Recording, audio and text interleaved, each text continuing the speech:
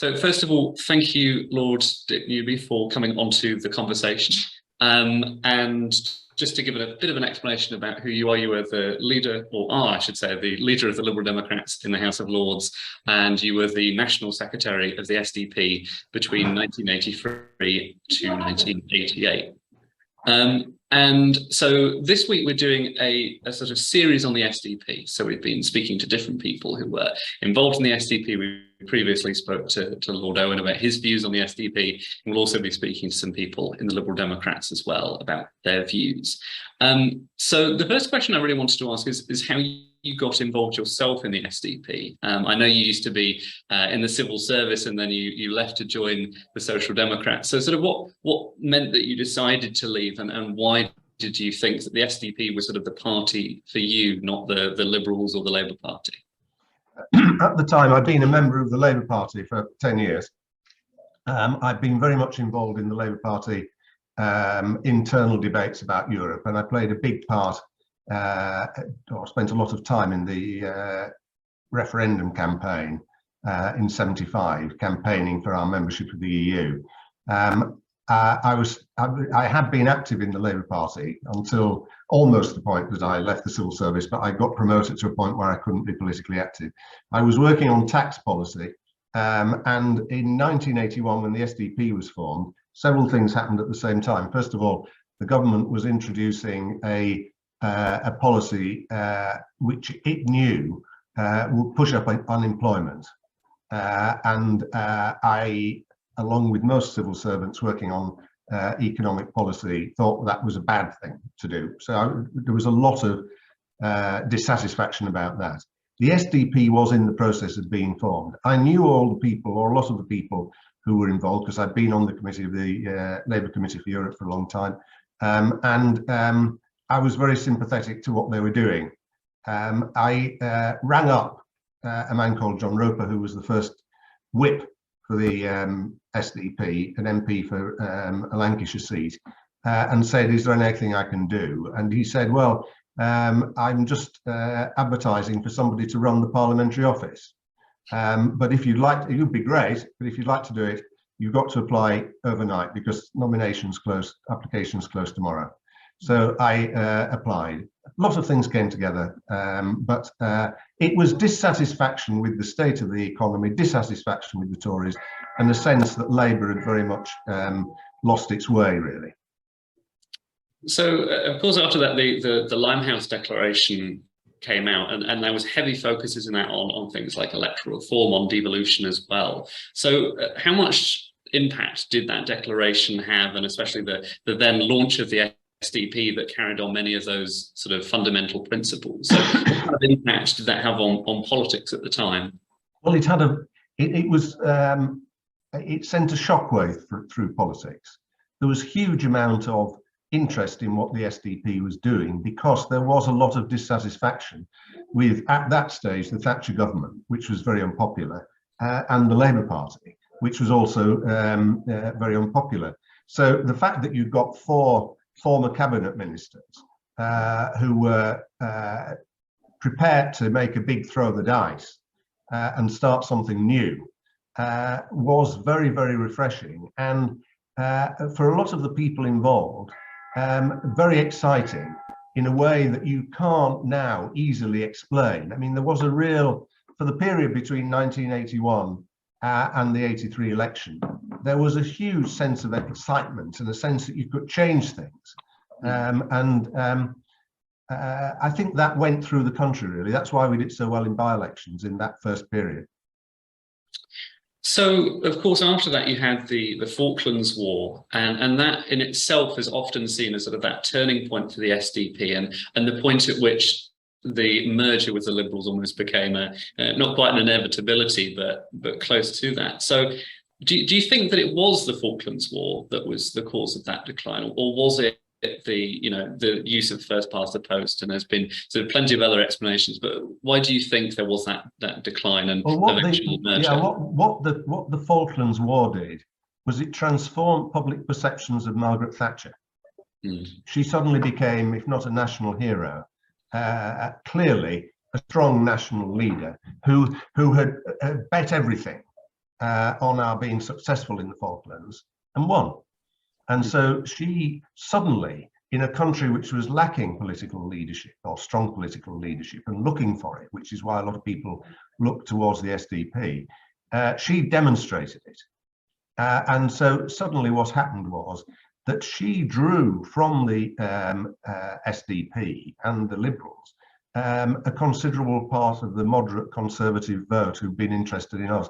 At the time, I was in charge of, amongst other things, the membership department for the SDP, and the number of new members was running steadily till the Falklands, and then it halved in a week. And we never went back because she'd taken the political initiative, and we never quite got it back. So do you think though that first past the post and that sort of system really sort of acted as a stint on the growth of the SDP, of course, because they were getting massive vote shares and yet were getting almost nothing back in seats? Yeah. Well, the ludicrous thing in 1983 was that the Alliance got, I think, 23 seats, and we were only 2 points behind Labour, who got over 200. So we were at a point, there were opinion polls on the weekend before polling day which suggested we might just overtake Labour. It would have been quite possible for us to overtake Labour and have got 30 seats and for them to have got 200. So obviously it was a huge drag anchor on us. Our problem was simply that our vote was spread too evenly over the country. Yeah. So one other thing that we did was we, as I said, spoke to Lord Owen recently and sort of asked him about his opinion, which I think is almost fairly well known now, about the merger between the Liberals and the SDP. And of course, his argument would be that the merger effectively sort of stifled that voice of social democrats, which in some ways is quite funny, given that I'm speaking to you as the leader of the Liberal Democrats in the House of Lords. But how much of a voice do you think the SDP and the social democratic tradition has within the Liberal Democrats today? Well, I think it had a very strong voice, and I don't think, frankly, the main reason that David Owen opposed the merger was because he feared for social democracy. He couldn't stomach the idea of what he saw as an over-democratic party that was soft on defence. Those were his principal arguments at the time. I mean, the interesting thing is, if you look at the leadership of the Lib Dems, as I'm looking at you now, straight ahead of me, there are the portraits of photos of leaders of the Lib Dems in the House of Lords. And it goes Roy Jenkins, Bill Rogers, Shirley Williams, Tom McNally were the first four. So they were all SDP.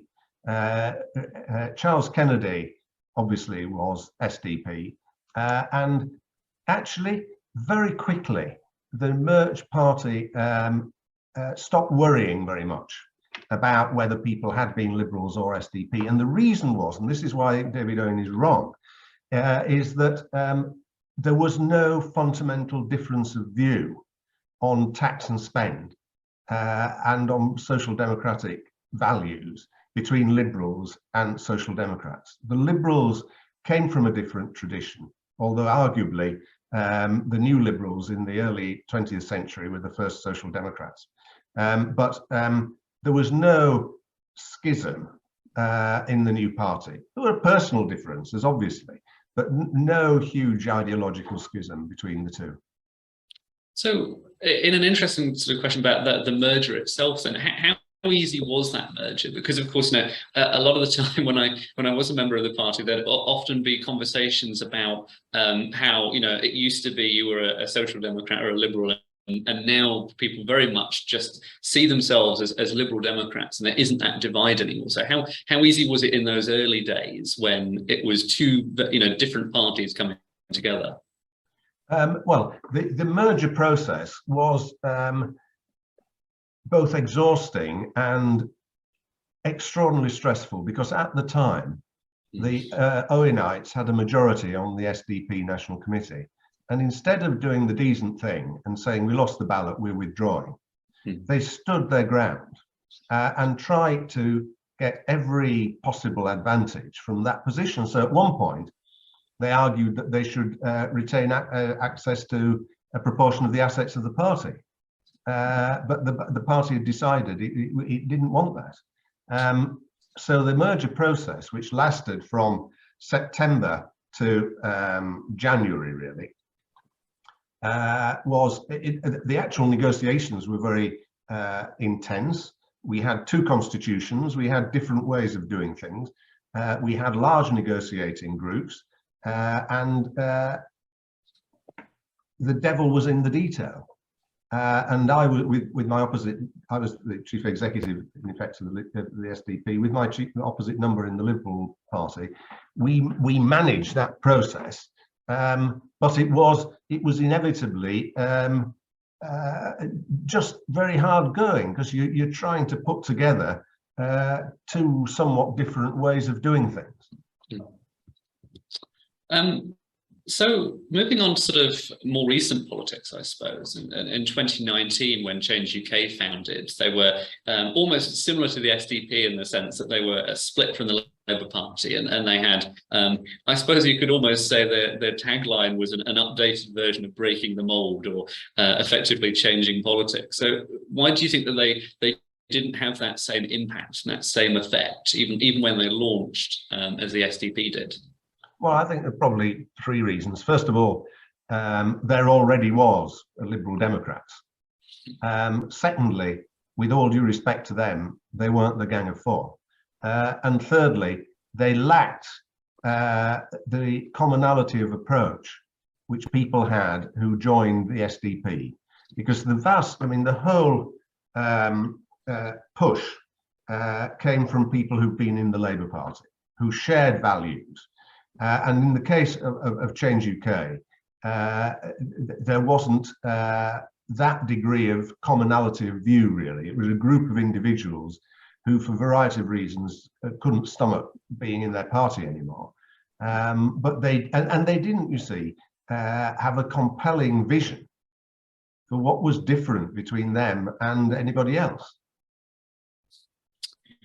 So also thinking about New Labour, which of course was the other sort of large force in politics. I mean, how much impact do you think the SDP had on it? I mean, I actually the other day was watching a Very Social Democrat, which was about Roy Jenkins, and talking about how Roy Jenkins was almost describing himself as this very sort of this figure that would advise Tony Blair on how to run the party and everything else. So how much impact do you think that the SDP had on New Labour? I think the SDP had a big impact on New Labour, not least on someone like Peter Mandelson, who I knew and know very well from university days, who was always looking over his shoulder at the SDP and the Lib Dems as being potentially a great threat to Labour. So I don't think Tony Blair needed any impetus, really, in terms of where he positioned himself, because I think he was, in my view, more of a Christian Democrat than a social democrat. But for people like Peter Mandelson, they were just worried that the Liberal Democrats could steal some of their clothes if they weren't careful, and that's why I think one of the reasons why, for example, there was the Cook-McLennan talks, and why Blair embraced so much constitutional reform, which in his heart he wasn't really interested in. So I think it did have, I'm not going to over-exaggerate it. They were their own people, and there were substantial figures in their own right, and certainly someone like Gordon Brown wasn't very much influenced by it. But I think others were to a greater extent. So my final question, but in terms of today, and especially you spoke earlier about so that sense of excitement that was built about the SDP and the change after the Limehouse Declaration happened. Is there any way that you can see that we get that back today? I mean, especially with the fact that, you know, we also have a very unpopular government at the moment that is struggling to keep one chancellor along. So Yeah. how do we, is there any way that we get back to that under the current system? Well, I don't think you can never replicate a historic anomaly, which is what the SDP was, frankly. Can we get a sense of excitement about what the party's doing? Well, we did in the by-elections. I mean, there was a real tangible sense of excitement there. There was in some places in the local elections where we were able to, you know, fight very hard and win. The thing, it's like, you know, is there a tangible excitement in following a football team? There is when you're winning. Yeah. And, you know, winning is all that matters in politics at one level. I mean, obviously, you start with principles and all that, but they count for nothing if you can't persuade people. I mean, the excitement really, to me, is if we can persuade people that what we believe is the best way to run society, they agree with it, and that's always the challenge. But that's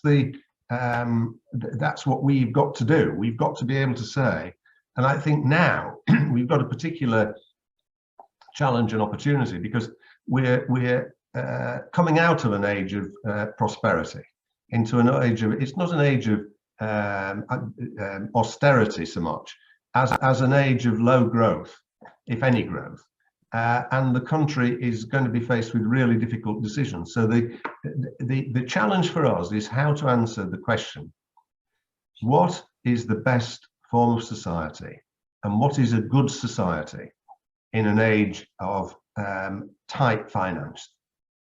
And that, I think, a lot of the things we talk about, community, participation, fairness, tolerance, those are the things that people want in their society. And what we've got to do is to explain that at a time when people are feeling very uncertain and they're thinking to themselves, I'm not going to be able to do things as I did in the past, I'm going to have to draw in my financial home. We've got to be able to persuade them that our vision of that fair, tolerant, open society offers them the prospect of a better life at a time when they're not going to achieve a better life simply because they're going to become more affluent. Because the truth is, for a lot of people, for the foreseeable future, they're not. Well, thank you so much for answering the questions today and for coming on the conversation. Pleasure.